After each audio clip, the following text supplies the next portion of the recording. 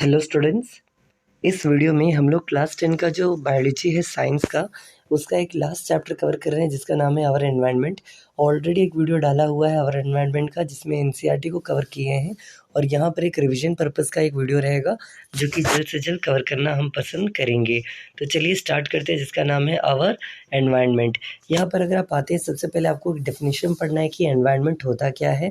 Then environmental issues क्या क्या है, एनवायरमेंटल प्रॉब्लम आजकल हम लोग को फेस करना पड़ रहा है, आपको ये सब पढ़ना है जो कि एग्ज़ाम में नहीं आएगा ऐसा हमको लग रहा है। ओके, तो आपको पढ़ना कहाँ से है, आपको दूसरा टॉपिक जिसका नाम है इकोसिस्टम क्या होता है, इकोसिस्टम के कंपोनेंट क्या होते हैं और इकोसिस्टम के टाइप्स क्या होते हैं। यहाँ पर 3 सवाल है, हम ज़रा फिर से रिपीट कर रहे हैं। इकोसिस्टम का डेफिनेशन, इकोसिस्टम के कंपोनेंट और इकोसिस्टम के टाइप्स, आपको इतना चीज़ें पढ़ के जाना है।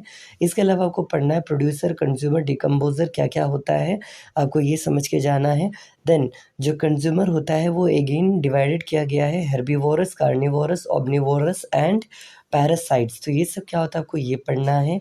माइक्रो ऑर्गेनिज्म, इसका काम क्या होता है, जैसे कि अगर हम पूछ दें सॉइल्स में माइक्रो ऑर्गेनिज्म पाया जाता है, इनका काम क्या होता है, तो आपको ये लिखना आना चाहिए ये चीज़ें। इसके अलावा अगला मोस्ट इंपॉर्टेंट चीज़ है वो है फूड चेन और फूड वेब में डिफरेंस क्या होता है। आपको ये आना चाहिए कि फूड चेन का डेफिनेशन क्या है और फूड वेब का डेफिनेशन क्या है। और एक अगर आपसे बोल दे एक बना के दिखाइए एक फूड चेन, तो आपको एक फूड चेन बना के दिखाना आना भी चाहिए। तो बस यही सब चीज़ें हैं। देन इसके अलावा flow of energy, energy flow का जो डायरेक्शन होता है यूनि डायरेक्शनल होता है। आपको ये एनसीईआरटी में लगभग 2 पेजेस केवल फ्लो ऑफ एनर्जी के बारे में पढ़ना है, तो वो ज़रा पढ़ लीजिएगा, देख लीजिएगा। ओके, इसके अलावा 10% लो क्या है आपको वो देखना है, जिसमें 90% ऑफ द एनर्जी जो होता है कंज्यूम हो जाता है और रिमेनिंग 10% केवल अगले जो ट्रॉपिक लेवल होता है उसमें ट्रांसफ़र किया जाता है। तो आपको ये देख लेना है।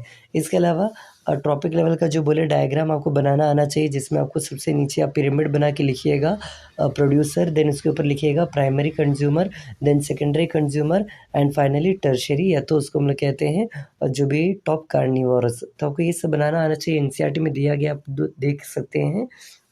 देन यही सभी के डायग्राम बनाना आना चाहिए। इसके अलावा यहाँ पर अगर आप आते हैं, ये रहा यहाँ पर, तो क्या है बायोलॉजिकल मैग्नीफिकेशन, ये वेरी इंपॉर्टेंट है, आपको आना चाहिए। एक प्रोसेस होता है जिससे जो वाटर बॉडीज़ होता है इसमें केमिकल या टॉक्सिक जो भी कहते हो इसका अमाउंट बढ़ रहा है, इसको बायोलॉजिकल मैग्नीफिकेशन कहते हैं। देन ओजोन के बारे में कन्फर्म आपसे एक सवाल पूछा जा सकता है, चाहे तो ओजोन बनता कैसे है, ओजोन बर्बाद कैसे होता है, या ओजोन का काम क्या है, इस तरह ओजोन के बारे में एक सवाल आपसे ज़रूर पूछेगा।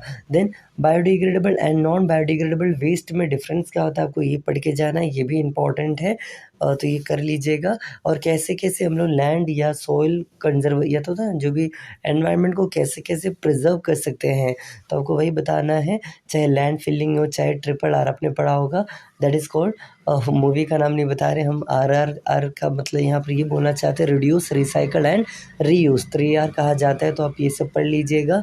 एंड एक क्वेश्चन है इस चैप्टर में जो कि बहुत अच्छा सवाल है, लास्ट में हम यहाँ लिखे आप देख पा रहे होंगे। क्वेश्चन है what will happen if we kill all organism in one trophic level. अगर एक ट्रॉपिक लेवल पर अगर सारे ऑर्गेनिज्म को मतलब मार दिया जाए तो उसके अगले वाले ट्रॉपिक लेवल पर क्या इसका असर या इम्पैक्ट पड़ेगा, आपको ये पढ़कर जाना है। और इतना करेंगे तो आपका ये जो चैप्टर है यहाँ पर कवर अप हो जाएगा। तो बस इतना ही, लगभग 4 मिनट के अंदर हमने इस चैप्टर को यहाँ पर आपको समझाने का प्रयास किया। इससे हम स्टार्टिंग में ही बोले थे, ऑलरेडी एक वीडियो है जिसमें आपको ये पूरा चैप्टर को समझाया गया है, आप वो भी देख सकते हैं क्लास 10 के प्लेलिस्ट में जाकर। तो बस इस वीडियो को इतना ही, यहीं पर एंड अप करते हैं। Thank you.